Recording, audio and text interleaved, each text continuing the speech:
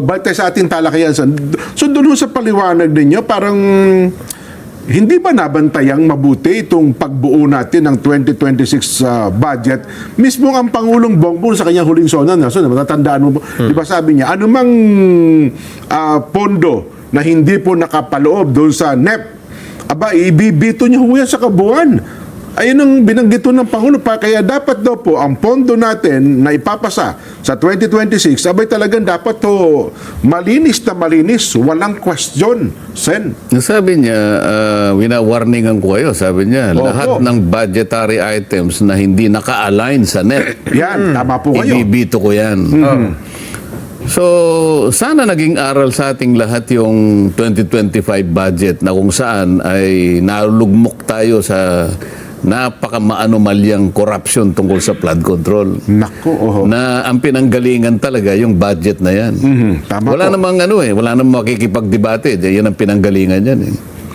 So kung pag-uusapan, susuyurin natin. Kaya ulit-ulit ko sinasabi, yung mga kasama ko, ako ay talagang bumilib din sa kanila dahil meron silang resolve na sabihin, susuyurin natin yan. Opo. Hindi na tayo papayag. Kaya nga sinabi ko, ako'y naniwala at ako'y na mag-asa na yung ating magagawang 2026 budget ay million light years away from the 2025 budget. Sabi gusto nating kalimutan yun eh. Totoo po, In comparison sa 2025 budget, ano ang pagkakaiba, Sen, itong 2026? Nawala nga yung nawala nga yung mga flood control. Iniba lang ang pangalan, di ba? Ipinasok ata sa iba't ibang ahensya, Sen. Ako, nakikipagtalo ako sa kanila. Kahit na sa mga budget hearings lang, hanggang dun sa plenary debates, pinipilit ko na meron ako kakong panukalang batas. Hindi pa lang naging batas kasi nga hindi natin maisulong ngayon dahil ang priority natin, maipasa muna natin ang budget. Tama po. Hindi ba yung sinasabi ko kako, lahat ng subsidies na yan, mapa-AIX, mapatupad man yan, mapa-AKAP, mapa-MAIP or MAIPIP, kahit ano pang gawin mo, ay hindi talaga napupunta sa dapat kapuntahan. Nagiging political patronage yan. Sinamahan na nga ng survey. Hindi nga. Ito nga. Kalahati pa rin ang populasyon na nagsasabing mahirap pa rin kami.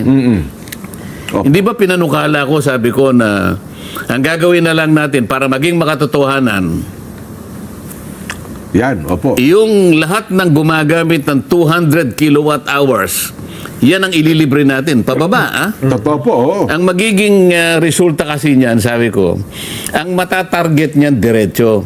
Lahat ng mahihirap kasi ilagay mo na lamang sa median price ng elektrisidad ng let's say 2,500 yen. Opo, yung 200 So yung 2,500 mo katumbas kalimbawa yun ng 200 kilowatts mo, kilowatt depende hour. kasi Opo. sa taas ng kuryente sa iba't ibang lugar eh. Pati sa probinsya, Yung tama kayo. 2,500 na yan pababa, Opo. libre na yun eh. So pag inilibre sa'yo, hindi ka na nagbayad, direkta mong nakuha Pakilabangan. yung benepisyo. Yung 2,500 na yun, maring maliit sa'yo. Jen. Opo, Dahil nakaririwasa ka, ganun din sa'yo, Nelson. Opo. Kaya lang, para sa isang karaniwang Mahirap pamilya, talaga. Opo. yung 2,500 na hindi niya na ibabayad sa kuryente, may aaporson niya sa pangangailangan niya Totoo sa po araw-araw. yun.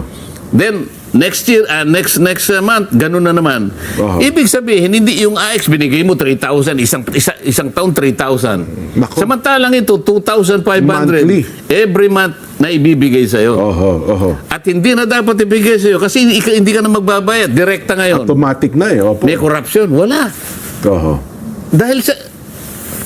Hindi mo na binabayad direkta sa'yo. Hindi pa nadaan sa politiko. Walang pasikat. Opo, hindi nadaan sa politiko. Kaya makakapagpasikat pa ba ngayon? Wala.